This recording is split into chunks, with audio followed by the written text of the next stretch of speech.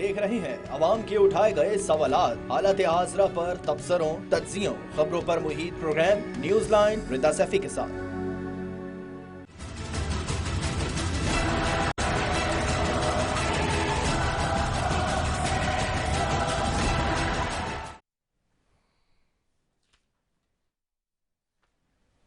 अस्सलाम वालेकुम, मैं हूँ रिदा सैफी। नाजरीन, साबिक हुकूमत यानी कि साबिक वज़ीर-ए-आज़म इमरान खान की हुकूमत को ना तजर्बेकार करार देने वाली और मौजूदा तजर्बेकार हुक्मरानों ने इस वादे पर इख्तिदार संभाला था कि वो माशी हालात को बेहतर कर देंगे, एक आम आदमी को रिलीफ मुहैया किया जाएगा और महंगाई की शरह कम से कम सतह पर लाई जाएगी। लेकिन 8 माह गुजरने के बाद भी अब तक हुकूमत कोई ऐसी पॉलिसी तश्कील देने में नाकाम नजर आती है जिसके नतीजे में एक आम आदमी को रिलीफ मैसर हो। उल्टा उसके माली मसाइल में कई गुना इजाफा हो गया है। पाकिस्तान स्टॉक मार्केट भी मुसलसल मंदी का रुझान है। तरसीलाते ज़र हो या ज़र मुबादला के ज़खायर, मुसलसल कमी वाक़ हो रही है। आवाम की माशी हालात में बेहतरी इसी सूरत मुमकिन हो सकती है जब मुल्क में जमहूरियत मुस्तहकम हो। लेकिन अफसोसनाक बात यह कि इसलिए हुकूमत और अपोजिशन दोनों ही आमादा और तैयार नजर नहीं आती। दोनों ही इस वक्त टेबल पर बैठने के लिए, साथ बैठने के लिए, मुज़ाकरात करने के लिए नजर नहीं आ रहे। दूसरी जानिब कराची में बात करें, स्ट्रीट क्राइम पर काबू पाने और अमनो अमान की बेहतर रोज बरोज काबू से जो सूरत हाल है वो रोज बरोज काबू से बाहर होती जा रही है। सिंध पुलिस के 40,000 से ज्यादा एहलकार कराची में तैनात है, मगर आवाम के जानो माल की कदर कीमत कोई नहीं रही। इस वक्त कराची में सबसे सस्ती चीज अगर देखी जाए तो इंसानी जान बन गई है। 1 माह के अंदर कोरंगी से 4 शहरियों को मजामत करने पर शहीद कर दिया गया है, जबकि कराची के हवाले से मकामी जमातें और पीपल्स पार्टी एक दूसरे पर इल्जाम लगाने में मसरूफ है अभी भी, जबकि वो एक साथ एक इत्तेहाद में है और अपनी डगर पर कायम है। आज भी मुर्तजा वहाब जो कि साबिक एडमिनिस्ट्रेटर थे, एक प्रेस कॉन्फ्रेंस में यही ड्यूटी निभाते हुए नजर आए। क्या कहा ये सुन लेते हैं। अब प्रेस कॉन्फ्रेंस में अगर नईम उर रहमान साहब कहेंगे यार पीपल्स पार्टी अच्छा काम कर रही है तो उनका सियासी मंजन कौन बेचेगा। अगर वसीम अख्तर साहब ऐसे कागजात फेंकते थे ना वो, हाँ, पूरे 4 साल मजे किए, पूरे 4 साल, और फिर आखिर में कागज फेंक के चले गए। अगर वसीम अख्तर साहब मुस्बित बात करेंगे तो फिर ब्रेकिंग न्यूज़ तो नहीं बनेगी ना, कवरेज तो नहीं होगी ना उसकी, तो नेचुरली फिर वो नेगेटिविटी बेचते हैं। मैं समझता हूं कि कराची वालों के सामने ये चीज़ अब आया हो चुकी है कि उनको मायूसी नहीं चाहिए, उनको काम चाहिए, उनको बेहतरी चाहिए। वो बेहतरी जो 1122 के शक्ल में। दूसरी जाने मुल्क के बालाई इलाकों में जहां सर्दी बढ़ रही है, वहीं दहशतगर्दी के वाकयात भी अफसोस के साथ कहना पड़ता है कि बढ़ते हुए दिखाई दे रहे हैं। यहाँ तक कि आज अमरीकी सफारत खाने की जानिब से अपने शहरियों मुलाजमीन के लिए इंतबाह जारी किया गया है, जिसमें कहा गया है कि छुट्टियों के दौरान इस्लामाबाद के निजी होटल में अमरीकियों पर मुमकिन हमले का खदशा है। अमरीकी सफारत खाने का कहना है कि सफारत खाने के एहलकार तातीलात के दौरान इस्लामाबाद में गैर जरूरी सफर से गुरेज करें। मुल्क में महंगाई का बढ़ना और दूसरी जानिब सनतें बंद होना, बेरोजगारी बढ़ना, शेयर मार्केट गिरना, ज़र मुबादला के ज़खायर कम होना, बिजली गैस भी टाइम से ना मिलना, दवाइयों की किल्लत की खबरें सुनाई देना, मुल्क में लॉ एंड ऑर्डर की सूरत हाल बिगड़ती जाना, लोग तेजी से मुल्क छोड़कर भाग रहे हैं। लेकिन इस सब के बावजूद मुल्क के वुज़रा किसी और काम में मसरूफ नजर आते हैं। इसी सब पे जी आज बात भी करेंगे। अच्छा, साथ ही जहाँ पे ये बात मैंने की है कि जी हुकूमत और अपोजिशन एक साथ बैठने के लिए तैयार नहीं, वहीं आज वफाकी वजीर साद रफीक ने भी अपने खिताब में साबिक वज़ीर-ए-आज़म इमरान खान को असेंबली में वापसी की दोबारा दावत दी, मगर साथ ही जमहूरियत को नुकसान पहुंचाने वालों के बारे में भी बड़ा जबरदस्त किस्म का इज़हार ख्याल किया। क्या कहा, आइए आपको वो भी सुनवाते हैं। यकीन करें कोई दिलचस्पी नहीं है इक्तदार के अंदर रह गई, असेंबली के इलेक्शन के अंदर वो वाली दिलचस्पी नहीं रह गई है। करोड़ों रुपए लगा के आप असेंबलियों में आए, ये जमहूरियत है? इसको खराब कौन करता है? इसको खराब वो करते हैं जो मार्शल लॉ लगाते हैं। इसको खराब वो करते हैं वो जजेस जो नजरिया जरूरत के तहत फैसले देते हैं। रिकाउंटिंग नहीं करने देनी, उठा के फेंक रहा साकिब निसार केस को। तुम हो कौन? तुम कैसे इंसाफ नहीं दोगे? नहीं दिया इंसाफ। जी, इसी सब पे बात करेंगे। मेहमान मौजूद होंगे सलीम मांडवी वाला साहब पीपल्स पार्टी से और फिरदौस शमीम नकवी तहरीक इंसाफ से। उनकी तरफ जाऊंगी, लेकिन जाने से पहले जी एक ब्रेक की तरफ भी जाना है मैंने, तो एक शॉर्ट कमर्शियल ब्रेक है, उसके बाद वापस आ रहे हैं। अपने कहीं नहीं जाना, स्टे ट्यून्ड।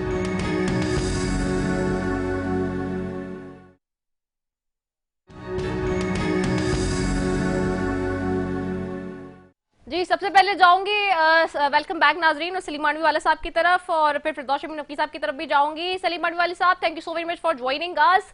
सलीम साहब, बहुत ही ज्यादा मान के साथ, चाह के साथ और लड़ लड़ा के मौजूदा हुकूमत आई थी। आप बहुत अच्छे मईशत के हवाले से चीज़ों को जानते हैं, पहले खुद जो है वो रह भी चुके हैं, वजीर खजाना देख भी चुके हैं चीज़ों को।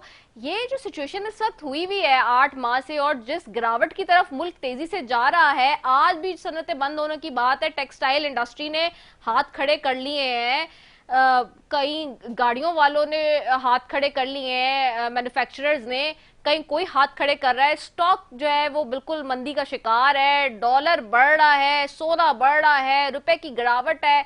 सो बहुत ही सिंपल और आसान से सवाल है मेरा आपसे, ये चीजें कौन हल करेगा और कैसे हल होंगी?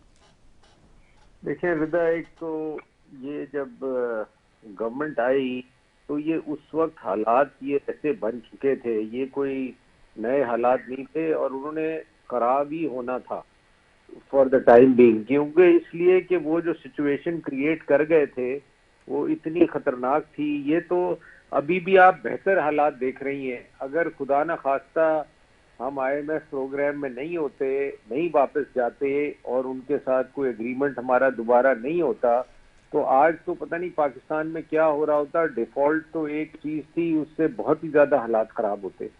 अब ये है कि अब इशू है कि जी चीजें मैनेज करनी है और पाकिस्तान को दोबारा ट्रैक पे डालना है, और ये जो मिसमैनेजमेंट हुई थी पिछले 4 साल में, इसको दोबारा हमें सही करने की जरूरत है। पाकिस्तान की जो मईशत है उसको दोबारा सही ट्रैक पे लाने की जरूरत है। तो इसमें थोड़ी डिफिकल्टीज तो आएंगी। ये इमीडिएट, इसका ये नहीं है कि आपने टैप ऑन किया और पानी आना शुरू हो गया और बंद कर दिया और रुक गया, ऐसा नहीं होगा। तो इसको हमें जरा सोच समझ के सिचुएशन को डील करना पड़ेगा।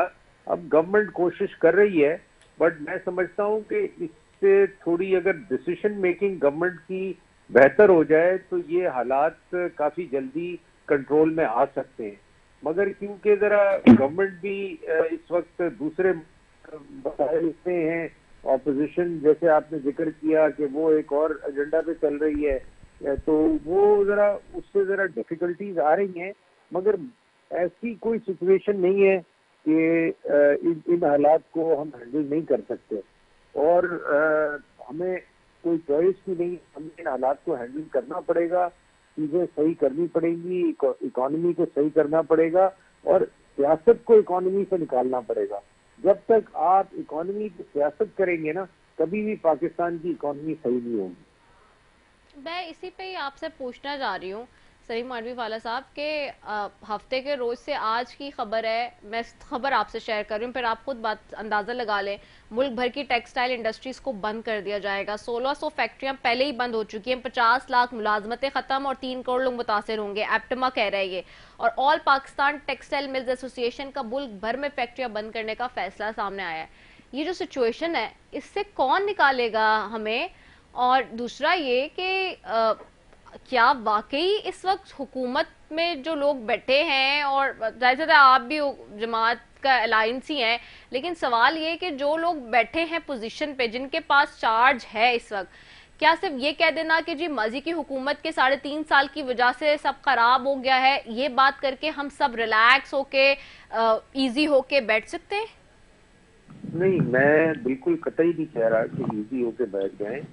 मैं तो सिर्फ ये कह रहा हूँ कि एक सिचुएशन जो खराब थी उसको ठीक करने में थोड़ा टाइम तो लगेगा और उसमें डिफिकल्टीज आएंगी। इस वक्त हम एक बड़ी डिफिकल्ट टाइम से गुजर रहे हैं, और ये कहना कि जी अब कोई हर चीज खत्म हो रही है, ऐसी बात नहीं है। और अगर टेक्सटाइल के इश्यूज हैं तो वही देखिए, टेक्सटाइल के हमेशा से इश्यूज रहे हैं, ये पहली दफा नहीं है। तो आपको बैठना है उनके साथ, उनके इश्यूज रिजॉल्व करने हैं और उनके जो मसाइल है वो हल करने हैं और उनको मतलब बैक ऑन ट्रैक डालना है। तो इसमें कोई ऐसी चीज नहीं है। अब अगर कोई उनसे मिल नहीं रहा तो वो गलत है, अगर उनके कोई इशू रिजॉल्व नहीं कर रहा तो वो भी गलत है। तो ये मैं समझता हूँ कि इन चीजों को, गवर्नमेंट को इन चीजों पे फोकस करना चाहिए। और ये जो भी चाहे टेक्सटाइल हो, गाड़ियों की इंडस्ट्री हो, दूसरी हो, उनके साथ बैठ के कोई प्लान बना के इसको हमें बैक ऑन ट्रैक तो लाना है हर हालत में, हमारे पास कोई और चॉइस नहीं। अच्छा सलीम साहब, ये भी मैं जानना चाहूंगी कि आप इकोनॉमी को चूंकि अंडरस्टैंड करते, एक चीज सिर्फ और बताएं मुझे, अभी क्या वाकई आपको लगता है कि हुकूमत की तरजीहात में इकोनॉमी है? क्योंकि जो सिचुएशन इस वक्त बनी हुई है, जिस तरह से जिस ट्रैक पे हुकूमत चल रही है, जो राइट लेफ्ट स्टेटमेंट्स आ रहे हैं, जो एक्टिविटीज नजर आ रही, उसमें लग नहीं रहा कि हुकूमत की तरजीह मईशत है। जी ये मैं यही रजा आपको कह रहा हूँ कि अगर नहीं है तो होनी चाहिए, हर हालत में होनी चाहिए। और सियासत से मईशत को दूर रखें, मईशत पे हर गवर्नमेंट का एक फोकस बहुत जरूरी है, क्योंकि मईशत आपकी ठीक नहीं होगी तो क्या सियासत चलाएंगे आप, क्या लोगों को रिलीफ देंगे, क्या लोगों की आप मदद कर सकेंगे, क्या इंडस्ट्री के हालात सही कर सकेंगे। तो इकोनॉमी इज वेरी इंपॉर्टेंट, और इसको हम जब तक पॉलिटिक्स की नजर करते जाएंगे इकोनॉमी हमारी कभी भी ठीक नहीं होगी। तो मैं तो हमेशा चार्टर ऑफ इकोनॉमी बिलीव करता हूँ, हमेशा चाहता हूँ, मगर कहते सब है करता कोई नहीं, कहते सब है करता कोई नहीं है। ठीक है, आप साथ ही रहेगा। मैं फिरदौस शमीम नकवी साहब की तरफ जाऊं। फिरदौस साहब, एक बात बताइए, आप लोग की तरफ से सिर्फ इलेक्शंस की रट है नजर आ रहा है, लेकिन विद ड्यू रिस्पेक्ट सवाल ये है कि पहले भी जब आप आए तो माशी इंतजामात में बहुत सारे मसले मसाइल हुए और चेंज पे चेंज करना पड़ा, वजीर भी, फिर आखिर में अब शौकत तरीन साहब उसको हैंडल कर रहे थे, उनके ऊपर भी फिर ये एलिगेशंस आए कि जी वो भी तो बाहर के ही आदमी है, पार्टी के अंदर का कोई बंदा नहीं। क्या इस पे भी कोई तवज्जो है खान साहब की और आप लोग की जमात की कि अगर इलेक्शंस हो जाते हैं, आप आ जाते हैं और उसी तरह सब कुछ हो जाता है जैसा आप लोग सोच रहे हैं, तो उसके बाद इकोनॉमी का क्या, किस तरह से हैंडल करना है, कौन चलाएगा, कौन आपकी टीम होगा, क्या टीम के हवाले से और इस सारी चीजों के हिसाब से प्लानिंग कर रहे हैं कोई खान साहब? जी, बिस्मिल्लाहिर्रहमानिर्रहीम। रिदा, पहली चीज before I answer your question, जी ये तो वो लोग हैं जो पाकिस्तान में कब से हुकूमत करते आ रहे हैं। एक जमात तो पाकिस्तान की अपने आप को बानी जमात कहती है और दूसरी 1970 से एग्जिस्ट करती है। इनको 4 साल के पछतावे जो हैं वो लगे हुए हैं। हम तो जब हुकूमत में आए थे तो हमें तो 70 साल के पछतावे लगे हुए थे। हमने तो कहा है कि इन्हीं ने बेड़ा गर्क किया मईशत का। हमने तो उसके बावजूद कोविड भी फेस किया, ये फ्लड फेस कर रहे हैं, हमने कोविड फेस किया। कौन सी ज्यादा बड़ी आफत है, कोविड या फ्लड? हमने उसके बावजूद 2 साल मुतवातिर 6% प्रोग्रेस दी। हमने जो इन्हीं ने एक्सपोर्ट छोड़ के गए थे 22 बिलियन पे, उसको हम 30 बिलियन पे ले गए। हमने जो है रेमिटेंसेस बढ़ा दी, जो कि 18 बिलियन थी वो 30 बिलियन पे ले गए। हमने क्लाइमेट चेंज के लिए बिलियन ट्री सुनामी लाए। हमने पाकिस्तान को टूरिज्म की डेस्टिनेशन नंबर 1 बना दिया। हमने जो है 50 साल बाद डैम बनाने शुरू किए। हमने घरों का बनाने का प्रोग्राम दिया। तो ये कहना कि हम ना तजर्बेकार हैं, इस 7 माह की परफॉर्मेंस देख के पता चला कि असली नालायक कौन है। इसलिए नालायकों को लायक लोग पहचानने नहीं आ रहे थे और हमसे कहते हैं ना कि हमने तब्दील किए। हमने 4 साल में कितने लाए? इन्हीं तो 7 माह में 2 ले आए, और वो भी कौन लाए? दोनों आजमूदा लाए। तो इनको आपस में ये फैसला नहीं करना पड़ता था तो पहले दिन से क्यों नहीं लाए थे? मिफ्ता इस्माइल को क्यों लाए थे? इससे कि सागदार की पॉलिसीज की वजह से तो पाकिस्तान का ये अंजाम हुआ है। और अब आप देख लीजिए जब से उन्होंने संभाला है उनका क्या हाल हो रहा है मुल्क की इकोनॉमी का। वो जो आदमी आर्टिफिशियली डॉलर को कंट्रोल किए जा रहा था, डॉलर फेंक के 12 बिलियन डॉलर खर्च किए थे उसने उस हुकूमत में डॉलर की स्टेबल रेट रखने के लिए। अब वो डॉलर अवेलेबल नहीं है तो उसके जो है टांगे कांप गई हैं। खान साहब ने जो आपका सवाल है, एक 18 रुकनी टीम बनाई है मईशत के ऊपर, जो देखिए जिसको लीड कर रहे हैं शौकत तरीन साहब। उसमें मुल्क के मायनाज इकोनॉमिस्ट, फाइनेंशियल स्ट्रेटेजिस्ट और बिजनेस कम्युनिटी के लोग हैं और वो बकायदा एक प्लान बना रहे हैं। इसलिए कि ये बड़े शदीद मसला है जो मईशत का हम फेस कर रहे हैं। ये डिफॉल्ट के दहाने पे जब कोई मुल्क पहुंच जाता है उससे निकलना इतना आसान नहीं होता। और जो मुश्किलात आ रही हैं, अभी तो आपने इब्तिदाई इश्क रोता है क्या वाला मसला है। आपकी अनएम्प्लॉयमेंट बढ़ रही है, आपकी इंडस्ट्री बंद हो रही है, क्यों बंद हो रही है? इससे कि रॉ मटेरियल खरीदने के लिए डॉलर नहीं है आपके पास जब डॉलर रॉ मटेरियल नहीं आ रहा, इंडस्ट्री बंद हो रही है। जब इंडस्ट्री बंद हो रही है तो वो लेबर को ले ऑफ कर रही है। जब लेबर और ले ऑफ हो रही है तो अनएम्प्लॉयमेंट बढ़ रही है। आपका मुतबादिल प्लान किधर है? 7 महीने में तो ये कागज पे एक प्लान नहीं दिखा सक रहे।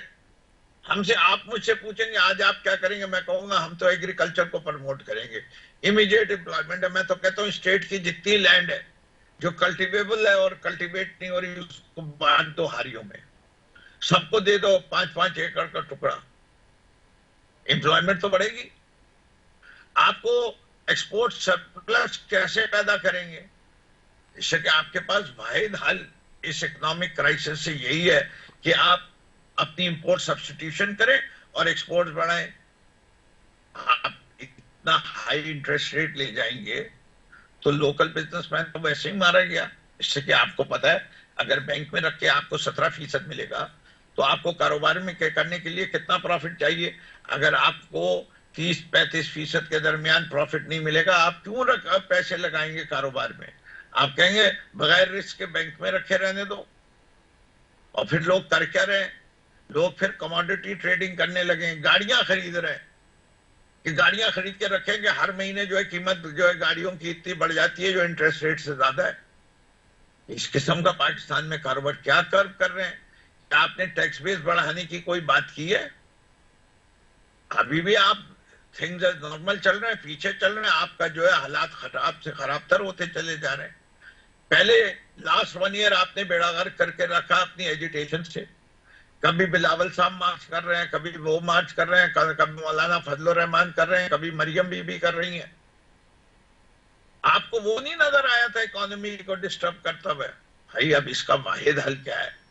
आपको पता है IMF नेगोशिएट करेगा किससे? करेगा जो एक स्टेबल गवर्नमेंट होगी जो 5 साल तक मौजूद होगी। वो स्टेबल गवर्नमेंट आप तो नहीं हो सकते। इसे कि ना आप जीतते हुए नजर आ रहे हैं, ना आपका 7 महीने का परफॉर्मेंस ये दिखाता है कि आप मैनेज करना जानते हैं। अगर कोई नजर आता है उनको भी सारी खबरें आ रही हैं कि दे इलेक्शन आप हारे जा रहे हैं और आप इलेक्शन से भाग भी रहे हैं। अब तो कराची के बल्दियाती इंतखाबात से भी भाग गए, इस्लामाबाद के बल्दियाती इंतखाबात से भी भाग गए। आप तो इलेक्शन के नाम से आपको इलेक्ट्रिक शॉक लग रहा है। इसलिए इतने इलेक्शन हारे हैं कि आप कहीं खड़े होने को नहीं तैयार। इससे कि इनको इस्लामाबाद से खतरा क्या है? 27 किलोमीटर पे हुकूमत रह गई थी, उस 27 किलोमीटर पे भी चली जाएगी तो सिर्फ प्राइम मिनिस्टर हाउस और पार्लियामेंट पे रह जाएगी। ठीक है। बाकी इस्लामाबाद भी चला जाता मेयर ऑफ इस्लामाबाद के नीचे। तो उन्होंने कानूनी तब्दील कर दिया जल्दी से। 7 महीने पहले क्यों नहीं सोचा था? No plan, they have no plan. जिस हुकूमत के पास कोई प्लान नहीं हो तो वो एग्जीक्यूट क्या करेगी? एग्जीक्यूशन का बहुत बड़ा प्रॉब्लम आ रहा है। सलीम साहब के पास वापस जाऊंगी। सलीम मानवी वाले साहब, आपको आवाज आ रही है?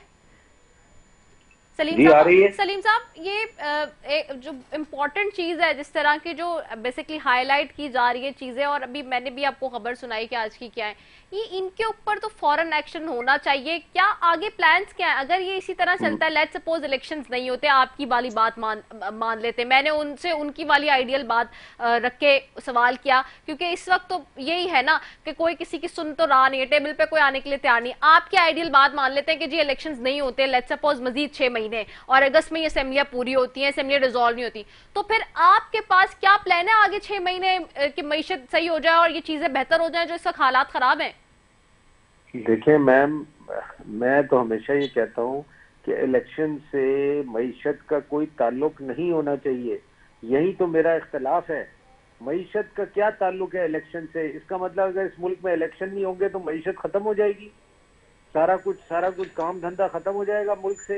ये क्या फजूल बातें हैं भाई। केयर टेकर गवर्नमेंट आती हैं, डिक्टेटर गवर्नमेंट्स आई हैं इस मुल्क में, मईशत तो कभी खत्म नहीं होती ना। मईशत is something that has to continue.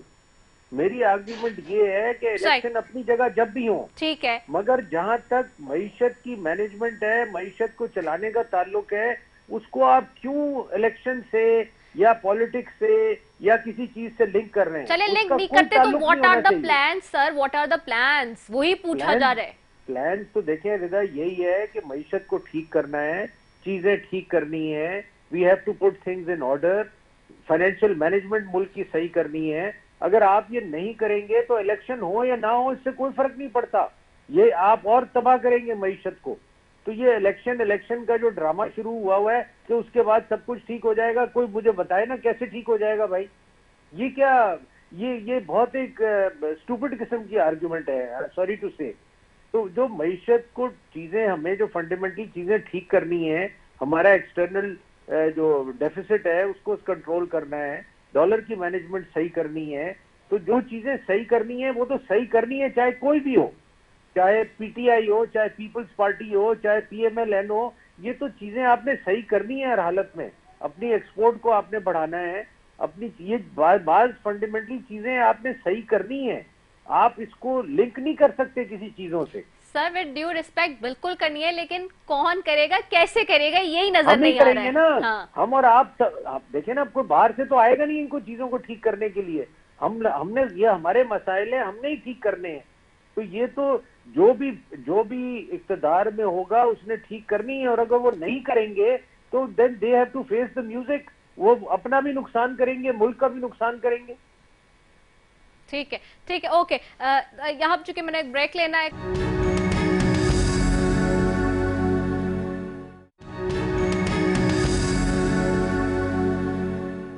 Welcome back नाजरीन जी। बात हो रही है, सबसे पहले आज अभी बात कर रहे थे जी मईशत के हवाले से, लेकिन साथ ही जी हम कराची के ऊपर भी आज हमने प्रोग्राम में, मैंने जैसे आगाज में बताया, उस पर भी हमने बात करना है, और उस पर भी हमें ज्वाइन करेंगे मोहम्मद अबू बकर साहब भी, मेंबर कौमी असेंबली है एमकेएम पाकिस्तान से। उनको भी खुशामदीद कह लेती हूँ प्रोग्राम के अंदर। Thank you so very much for joining us. अच्छा फिरदौस भाई, मैं पहले आपकी तरफ आऊंगी वापस।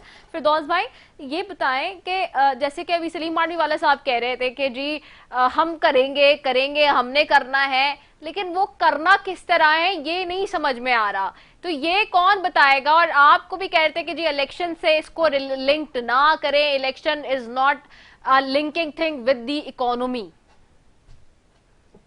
जी, मैं जो सलीम मानवी वाला साहब ने अल्फाज इस्तेमाल किए वो मैं करना नहीं चाहता। ओके। लेकिन मैं ये समझता हूँ कि सारी दुनिया, हर आदमी इस बात पे मुत्तफिक है कि जब तक मुल्क के अंदर पॉलिटिकल स्टेबिलिटी नहीं आएगी, इकोनॉमिक स्टेबिलिटी लाना मुश्किल है।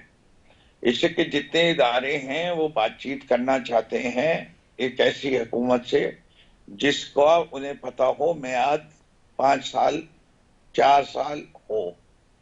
बिजनेसमैन इन्वेस्टमेंट उस वक्त लगाएगा जब उसको पता होगा कि ये पॉलिसी तब्दील नहीं होने वाली, इसको कोई कानूनी तहफ़्फ़ुज़ हासिल है। जब तक वो पॉलिटिकल अनसर्टेनिटी रहेगी, और खासतौर पे इतनी वाज़ेह किस्म की अनसर्टेनिटी रहेगी कि कौम एक तरफ खड़ी हुई है और हुक्मरान एक तरफ खड़े हुए हैं, कोई 50-50 वाला सवाल भी नहीं है। तो मैं with due apologies to a very honorable person who I also consider that he is quite learned and he should not use sentences like stupidity, इससे कि उससे वो अपने आप को गिरा रहे, मुझे तो नहीं गिरा रहे। मैं जो कुछ हूँ वो सारी दुनिया को पता है, शायद इनसे तालीम में इनसे कुछ ज्यादा भी हूँ, और शायद बिजनेस का तजर्बा भी मैं इनसे ज्यादा रखता हूँ, और शायद मैंने इनसे कई गुना ज्यादा बिजनेसेस भी किए हुए हैं, और वो सबको पता है दुनिया को। तो ये इकोनॉमी के ऊपर जो कुछ कह रहे होंगे अपनी जगह दुरुस्त कह रहे होंगे, लेकिन मैं अभी भी अपने स्टेटमेंट पे कायम हूँ कि without political stability economic stability नहीं आ सकती। अब आप देख लीजिए कि पॉलिटिकल स्टेबिलिटी लाने के क्या क्या तरीके हैं। वो मार्शल लॉ लगा दो, इज दैट द सॉल्यूशन? या इस असेंबली की मियाद बढ़ा दो, वो भी आईनी है या गैर आईनी है, उस पर एक और बहस शुरू हो जाएगी। तो सबसे आसान तरीका वो ये है कि जल्द से जल्द इंतखाब करा दो, दूध का दूध पानी का पानी हो जाएगा। आप you should be at your peak of popularity. इससे कि इमरान खान और उसकी जमात की परफॉर्मेंस इतनी खराब थी कि लोगों को तो वोट देना नहीं चाहिए आपके बयानिए के लिहाज से। तो इमरान खान तो और उसकी जमात तो ख्वाबे खरगोश में है, तो आपको घबराने की क्यों जरूरत है? आप इलेक्शन कराओ भाई, 2/3 मेजॉरिटी से आओ। अब तो आप कहते हो एस्टेब्लिशमेंट भी आपके साथ है ना, हम तो उसके साथ भी आपसे लड़ने को तैयार हैं कि एस्टेब्लिशमेंट भी अगर आपके साथ है, हमें तब भी कह रहे हैं इंतखाब कराओ। भाग तो आप रहे हो। अब आपका रिदा दूसरा सवाल क्या था कराची के हवाले से, जिससे आप मुझसे पूछना चाह रही थी? जी जी, मैं एक तो कराची के हवाले से भी हम देख रहे हैं कि जिस तरह से रोज ब रोज इतनी ज्यादा दहशतगर्दी बढ़ती जा रही है और वाकयात स्ट्रीट क्राइम्स के बढ़ते ही जा रहे हैं। रोजाना हम कोई ना कोई देख रहे हैं। दोनों मकामी जो जमातें हैं कराची की, वो तो आज भी एक दूसरे के ऊपर इल्जामात लगाने में मसरूफ हैं। और आज भी मुर्तजा वहाब साहब ने एक प्रेस कॉन्फ्रेंस में यही ड्यूटी निभाई है। मैं दोबारा वो शॉट चलाना चाहूंगी क्योंकि अबू बकर साहब अब आए, तो वो जरा शॉट प्रोड्यूसर साहब जरा चला दें। अब प्रेस कॉन्फ्रेंस में अगर नईम उर रहमान साहब कहेंगे यार पीपल्स पार्टी अच्छा काम कर रही है, तो उनका सियासी मंजन कौन बेचेगा? अगर वसीम अख्तर साहब ऐसे कागजात फेंकते थे ना वो, हाँ, पूरे 4 साल मजे किए, पूरे 4 साल, और फिर आखिर में कागज फेंक के चले गए। अगर वसीम अख्तर साहब मुस्बित बात करेंगे तो फिर ब्रेकिंग न्यूज तो नहीं बनेगी ना, कवरेज तो नहीं होगी ना उसकी, तो नेचुरली फिर वो नेगेटिविटी बेचते हैं। मैं समझता हूं कि कराची वालों के सामने ये चीज अब आया हो चुकी है कि उनको मायूसी नहीं चाहिए, उनको काम चाहिए, उनको बेहतरी चाहिए। वो बेहतरी जो 1122 के शक्ल में पीपल्स पार्टी ने करके दी। जी, तो फिरदौस भाई पहले आपसे पूछ लेती हूँ, ये जो आज भी लड़ाई झगड़ा है यहाँ का कराची का, और कराची के चीजों में भी बेहतरी आ नहीं रही अनफॉर्चुनेटली, इसके ऊपर क्या कहते हैं आप? फिरदौस भाई आपको आवाज आ रही है?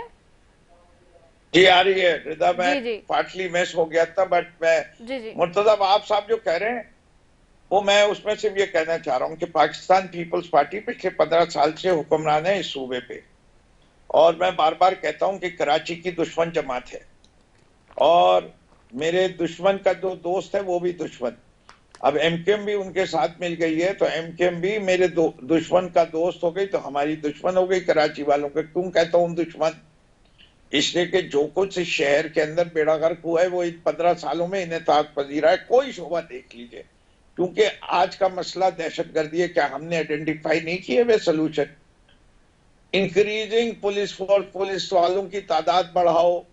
कराची में एक पुलिस वाला इस वक्त 526 लोगों पे है, लाहौर में यही पुलिस वाला 210 लोगों पे है। भाई क्यों नहीं कराची अफोर्ड कर सकता ज्यादा पुलिस? वहां की पुलिस लोकल पुलिस है, लाहौर की रिहायशी पुलिस है, उनका कोई इसे कि यहाँ सारी पुलिस जो है वो कहां से आई हुई है, या केपी के लोग आए हुए हैं या वो अंदरून सिंध के लगे हुए हैं। आपने लाहौर के अंदर सेफ सिटी प्रोजेक्ट 2007 में आया, आपने 10,000 कैमरा लगाए, उनमें से कोई चलता नहीं है। कसूर किसका है? आपने चोरी की। आपके पास कमांड एंड कंट्रोल फैसिलिटीज नहीं है। आपने 1985 से रेंजर लगे हुए हैं शहर के अंदर, आप अभी तक अपनी पुलिस को ट्रेन नहीं करवा सके उनसे। इसके रेंजर्स को भी आपने पुलिस ही बना दिया, वो भी इसी लाइन पे लग गए, माल मनाओ। आपके थाने बिकते हैं, आपको पता है थाने बिकते हैं। आपकी प्रोसिक्यूशन वीक है, इससे कि आपने अटॉर्नी जनरल पार्टी के लोगों को लगाया हुआ है। आपने कहा हमने ख्वातीन पुलिस स्टेशन बनाएंगे, कितने बने भाई पूरे कराची के अंदर? आपने तो एक खातून ऑफिसर नहीं रख सके अपने पुलिस स्टेशन में। आपको जो जो चीजें करनी थी, आपने पुलिस कमीशन बनाया, पब्लिक सेफ्टी कमीशन, उसकी डिस्ट्रिक्ट लेवल तक अभी तक नहीं हुई, उसकी मीटिंग नहीं हुई पिछले 15 माह से। सही, ठीक आप है। सीरियस हैं कराची के मसाइल हल करने में? मैं तो ये सिर्फ दहशतगर्दी की बात कर रहा हूँ, ये क्राइम की बात कर रहा हूँ। आपका क्राइम रेट बढ़ क्यों रहा है? आपकी स्ट्रीट लाइट्स काम नहीं करती। क्या स्ट्रीट लाइट्स का ताल्लुक नहीं है क्राइम रेट से? कौन करेगा ये दुरुस्त? वो उस वक्त करेगा जब आप खाने पीने से पैसे को कराची शहर पे लगाएं, जो कि इस मुल्क की 95%, इस सूबे की 95% रेवेन्यू पैदा करता है। ठीक हो गया। और इस मुल्क की 38% रेवेन्यू पैदा करता है और 55% जमा करता है। लेकिन इस तरीके से तो नहीं चलेगा, ये अब नहीं चल सकता। इसीलिए तो आप इलेक्शन से भाग रहे हैं। सही, सही है। मैं मोहम्मद अबू बकर, आपको मैं ये बता दूं कि मुर्तजा वहाब जो कुछ कह रहे थे उसके लिए वसीम अख्तर, मैं उस काउंसिल का एक चेयरमैन रहा हूं, वसीम अख्तर से बड़ा चोर शायद इस पार्टी में कोई और नहीं है। उसने पार्किंग के ठेकों में पैसे बनाए। कभी उसका ऑडिट तो करवाए, केएमसी का सही तरीके से देखा जाए कि किस आदमी को जो ठेका मिला है उसको क्या ताल्लुक था वसीम अख्तर से। मुर्तजा वहाब तो उनके साथ बड़ी रियायत कर रहे हैं। मेरा जैसा आदमी कभी मेयर बन गया, मैं तो मखे उधेड़ दूंगा इनके। ओके, इन्होंने कहाँ पैसे बना रहे थे। ठीक हो गया। मैं इन्होंने पहले शहर कराची के साथ क्या जुल्म किया था चाइना कटिंग करके। चाइना कटिंग की टर्मिनोलॉजी किसने आई थी? यही एमकेएम लाई।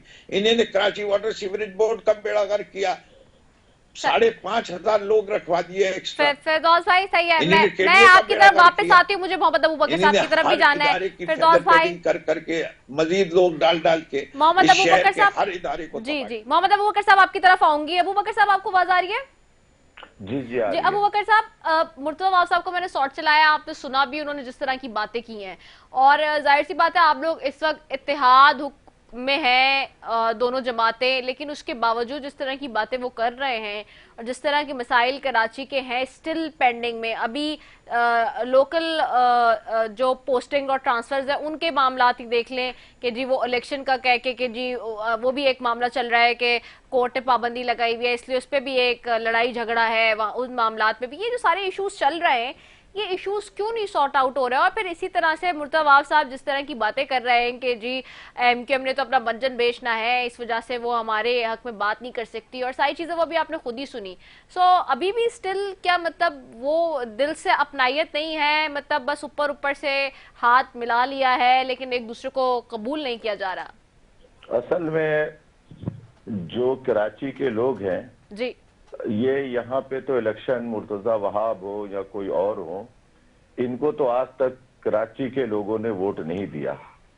पीपल्स पार्टी में ये लोग जरूर जाते हैं और वहां जाकर अपनी वफादारी को इस बात पे यकीन दिलाने के लिए पीपल्स पार्टी के अपने चेयरमैन को या पीपल्स पार्टी के बड़े ओहदेदारों को, बिलावल साहब को या बेनजीर साहबा जब जिंदा थी उनको इस बात का यकीन दिलाने के लिए कि हम आपके वफादार हैं और हम महाजिर या कराची में रहते जरूर हैं, लेकिन हमारी वफादारी ना उस शहर के साथ है और ना ही उस कम्युनिटी के साथ है। तो इसी बुनियाद पे फिर इनको वहां मुकाम मिलता है। यही मुर्तजा हैं जो हमारे बहादुराबाद आए, सेनेट का जब इलेक्शन लड़ रहे थे, आकर यहाँ पे हमसे रिक्वेस्ट की और हमने इनको सेनेट के लिए सपोर्ट दिया। लेकिन इनकी मजबूरियां हैं, ये जितना ज्यादा कराची के बारे में, इनके बारे में जहर अफशानी करेंगे उतने ही ये समझते हैं कि हमको पीपुल्स पार्टी में आला और मुकाम मिलेगा। तो इनकी मजबूरियां और इनकी मजबूरियां को अच्छी तरह हम समझते हैं, माजी से हम देखते चले आ रहे हैं और इनका कोई कसूर नहीं है। ये अभी सियासत में भी अभी नौ उम्र है, इतनी इनकी तजुर्बा नहीं है। जहां तक शमीम साहब ने बात की है कि वसीम अख्तर भाई के बारे में जो इन्होंने लफ्ज इस्तेमाल किया, तो ये आंख के अंधे थे, कान के बहरे थे, अकल के अंधे थे। इनको नहीं पता था कि जब ये इत्तेहाद कर रहे थे तो उस इत्तेहाद से पहले वसीम अख्तर मेयर बन चुके थे। वसीम अख्तर तो 2015 में मेयर बने, 2018 में जनरल इलेक्शन हुआ और उस इलेक्शन के अंदर इन्होंने इत्तेहाद किया। तो मैं बाकी के भी पोल खोल दूंगा सबसे। शमीम साहब हमारी बात सुने, मैंने आपकी बात के अंदर कोई मुदाखलत नहीं किया। आप तरीका के बात करने और सुनने का, आपने चोर का है ना, उस चोर के साथ क्यों शामिल हुए? आप क्यों शामिल हुए की बात कीजिए? जब आपके साथ थे तो हम बहुत अच्छे थे, जब आपके साथ थे तो एमकेएम बहुत अच्छी थी, जब आपका साथ छोड़ दिया तो आप चोर नजर आ रहे हैं। 2015 में वसीम अख्तर बना था इस शहर का मेयर, उस वक्त अगर आपको चोर नजर आता था 2018 में क्यों शामिल हुए फिर एमकेएम के साथ? क्यों फिर बहादुराबाद के चक्कर लगाते रहे? क्यों आपका इमरान खान फिर बहादुराबाद आया? आप भी 10 मरतबा आ चुके हैं, हमारे पास बैठ के चाय पी चुके हैं। इस तरह की बातें मुनासिब नहीं होती जिनके, ये सियासत है। आज आप जिसकी मुखालफत कर रहे हैं, कल हो सकता है आपको फिर, आपने इससे पहले भी लंदन में बैठ के आप कि एमकेएम के साथ हम किसी किस्म का बात नहीं करेंगे, आपने मिलकर एमकेएम का बाइकाट किया था। लेकिन वक्त ने साबित किया कि जब भी जरूरत पड़ी तो आप लोग आकर सजदा रेज होते हैं इसी दरवाजे के ऊपर। सियासत के अंदर अरे भाई आप घट के रह गए हो, 6-8 रह गए, वो भी घट जाओगे इंशाल्लाह, जो आप लोग अपनी पार्टी को जिस तरह चला रहे हो वो हमारी मर्जी है। हम समझते हैं कि जैसे भी चला रहे, आपकी तरह अभी फेस कर रहे हैं ना आप कि किसने चोरी की है तोशा खाना के केस आप पे अभी चल रहे हैं, देख लो ना नैय्यर बुखारी के साथ गाड़ियों क्या को हुआ। आपने बेचा है, हमने नहीं बेचा जी, है। कितने वोट पड़े, करे कितने ना। उनसे हारे थे, जरा बता दो। 14,000 वर्सेस 58,000। तुम्हारा चेयरमैन था कोरंगी का।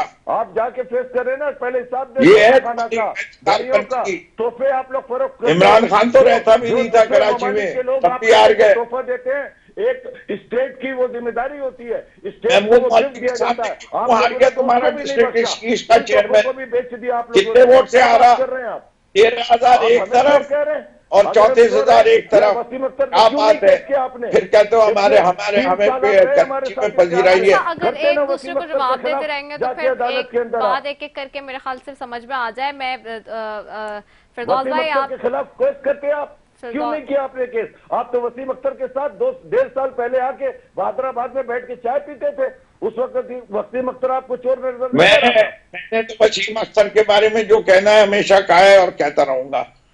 अच्छा, ये आज पहली दफा नहीं कह रहा। प्रोग्राम वसीम अख्तर बैठे में आया था, कोई उससे दोस्ती लड़ाने नहीं आया था। बेच के आप लोगों ने हर तोहफे को बेचा है। दुनिया आपको देती है तोहफा एक गिफ्ट के तौर पे, आप लोगों ने तोहफे तक तो बख्शा नहीं। अच्छा, ये हम कहीं और चले गए मेरे ख्याल से। मैं एक बात किसी और मामले पे कर रही हूँ। बात यहाँ पर हुई है कि हाफिज नईमुर रहमान साहब ने बेसिकली ये बात की है कि पीपल्स पार्टी के खमीर में कराची दुश्मनी मौजूद है, जिसके ऊपर ये मुर्तज़ा आपने आज बात की और बात करते हुए फिर आप लोगों के भी खिलाफ बात कर दी, एमकेएम के खिलाफ भी और सबके खिलाफ। तो सवाल अब यही है मेरा अबू बकर साहब के, ठीक है आपने कहा कि जाहिर सी बात है क्योंकि इनको वोट नहीं मिलना होता तो इन्होंने अपनी आगे आगे जाके जो है वो शाह से ज्यादा शाह फर्माबरदारी करनी होती है। लेकिन क्या जो मामलात और हालात है कराची के हवाले से, स्ट्रीट क्राइम्स यहाँ बढ़ रहे हैं, मसाइल यहाँ पर है सारे, चाहे पानी का मसला हो, पानी के मसले से लेके हर मसले तक यहाँ पे इश्यूज जो है वो कौन इस वक्त जो है लीड करेगा, कौन चलाएगा? लोगों को एमकेएम से हमेशा तवक्कुआत रही है, लेकिन आप लोग हर हुकूमत के साथ अलायंस होता है आपका, लेकिन फिर भी आपके हाथ बंधे होते हैं। आप करते हैं। अब मुझसे पूछ रही हैं आप? जी अबू बकर साहब आपसे ही पूछ रही हूँ। जी तो मुझे जवाब देने दें, उनको कहें कि खामोश रहे, अपने बारी पे वो जवाब दे दें। जी देखें, इस बात में तो कोई दो राय नहीं है कि कराची शहर को 14 सालों में जिस तरह से लूटा गया है, जिस तरह से बर्बाद किया गया है। अच्छा, अब आप कहेंगे कि आप इसके इत्तेहादी हैं। आप सना एक टीवी पे जॉब कर रही है, आपके एक महदूद इख्तियार होंगे, जो आपका मालिक है वो उसके पास लातादाद इख्तियार होंगे। इसी तरह हम अगर किसी जमात के साथ इत्तेहाद में जाते हैं तो एक वजारत, दो वजारत, इत्तेहादी के इससे ज्यादा हैसियत नहीं होती। चीफ एग्जीक्यूटिव जो होता है वो सूबे का वो वजीर आला होता है, जिसके पास लातादाद इख्तियारात होते हैं, फाइनेंशियल इख्तियारात होते हैं, एडमिनिस्ट्रेटिवली इख्तियारात होते हैं। इसी तरह वफाक के अंदर प्राइम मिनिस्टर होता है। अब जो जमातें उसके साथ इत्तेहाद में होती हैं, मिसाल के तौर पे बलूचिस्तान में बाप पार्टी है या फजलुर रहमान साहब हैं या इकाफ लीग है, वो एक महदूद है। लेकिन आज अगर पंजाब के अंदर वहां पे काफ लीग के अगर परवेज इलाही है तो वो वजीर आला है। आज उनसे ये सवाल किया जा सकता है कि आप वजीर आला है, आपके पास इख्तियारात है, लेकिन कल जब वो वजीर आला नहीं थे तो उनसे ये सवाल नहीं किया जा सकता था, वो सवाल सिर्फ बुजदार से किया जा सकता था। इसी तरह एमकेएम आज वजीर आला दे दे हमें और 6 साल हमें या 5 साल का पीरियड दें, फिर हमारी गर्दनों को पकड़े फांसी पे चला दें कि आपको 5 साल, हमें जब जब वजारत आला छोड़ दें, हमें तो निजामत मिली, हमारा मेयर आया, चाहे वो फारूक सत्तार हो या वो मुस्तफा कमाल हो, तो कराची को देखने के लिए दूसरे सूबे से लोग आते थे। इस तरह से हमने तरक्याती का, नेमतुल्लाह साहब ने भी उसमें अपना किरदार अदा किया था, जो हकीकत है उससे इनकार नहीं किया जा सकता। लेकिन आज जब आप देखें जमहूरी दौर आता है, इलेक्शन नहीं कराए जाते। हमने अभी यहाँ पे कराची के अंदर हम कहते हैं कल नहीं आज करा दो आप बल्दियाती इलेक्शन, लेकिन ये जो इसके अंदर डिलिमिटेशन के अंदर चोरबाजारी की गई है, डिलिमिटेशन के अंदर जो कहीं 30,000 की आबादी पे और कहीं 90,000 की आबादी पे, सुप्रीम कोर्ट पे हम इसके लिए गए, सुप्रीम कोर्ट ने माना इस बात को, 3 रुकनी बेंच था, मैं खुद हेयरिंग में मौजूद रहा फरोग नसीम के साथ, और वहां पे ये कहा गया, सुप्रीम कोर्ट ने एक्सेप्ट किया इस बात को कि हाँ ये इस तरह की वायलेशन नहीं होनी चाहिए। 5-10% तो आबादी के तनासुब में वेरिएशन हो सकती है, लेकिन जहां महाजरों की आबादी, जहां एमक्यूएम के वोट बैंक की आबादी, वहां आपने 30,000 28,000 पे यूसीज बनाई, और जहां इनकी आबादी 90,000 पे बनाई, 95,000 पे बनाई, जहां इनकी आबादी है वहां 30,000 पे, 32,000 पे, 28,000 पे, यानी कि हमारी 1 यूसी, इनकी 3 यूसी। तो उससे क्या होगा कि जब यूसियां बढ़ेंगी तो फिर मेयर ये अपनी लाने की कोशिश कर रही है पीपुल्स पार्टी। अब आप कहेंगे कि 7 क्यों है, और मुर्तजा वहाब ने ये जो बातें की हैं, तो जाके जरदारी साहब से कहे ना कि फिर आपने क्यों साइन किया वो एग्रीमेंट एमक्यूएम के साथ। ये जाके बिलावल साहब से कहे कि आपने क्यों साइन किया था ये एग्रीमेंट, जब आपको इख्तिदार हासिल करना हो, जब आपको इख्तिदार में आना हो, जब आपको बड़ी बड़ी वजारतें लेनी हो। हमें क्या मिला, हम तो 2 लेकिन हमारे इस 7 सीटों से आज नवाज शरीफ उसकी भी हुकूमत है, शहबाज शरीफ की भी, और जरदारी साहब की भी जितनी वजारतें हैं वो भी हमारी वजह से हैं। लेकिन हम समझते हैं कि शहर में जो वक्त गुजर गया, आप आज अपनी आंख खोलें, आप कराची शहर के कोई हवाले से काम करें। अब बसें सर्विसेज चलाया, अब ये ट्रेन सर्विसेज चला रहे हैं, अच्छी बात है, कराची को तरक्की दे रहे हैं, बहुत खुशी की बात है। इसलिए कि कराची आपको 67% वफाक को रेवेन्यू दे रहा है, 95% जैसा शमीम साहब ने कहा, 95% रेवेन्यू सिंध गवर्नमेंट को देता है, लेकिन सिंध गवर्नमेंट ने आज तक कराची को कराची समझे ही नहीं। ठीक है, सिंध गवर्नमेंट ने कराची को कराची समझा नहीं। बहुत शुक्रिया फिरदौस शमीम नकवी साहब आपका, मोहम्मद अबूबकर साहब आपका, आप दोनों मौजूद मेहमानों को शुक्रिया। टाइम खत्म हो गया मेरे पास बिल्कुल, वरना I would love to continue this conversation. इसी के साथ जी नाज़रीन अपनी मेजबान रज़ा सैफी को दीजिए इजाजत। पाकिस्तान जिंदाबाद।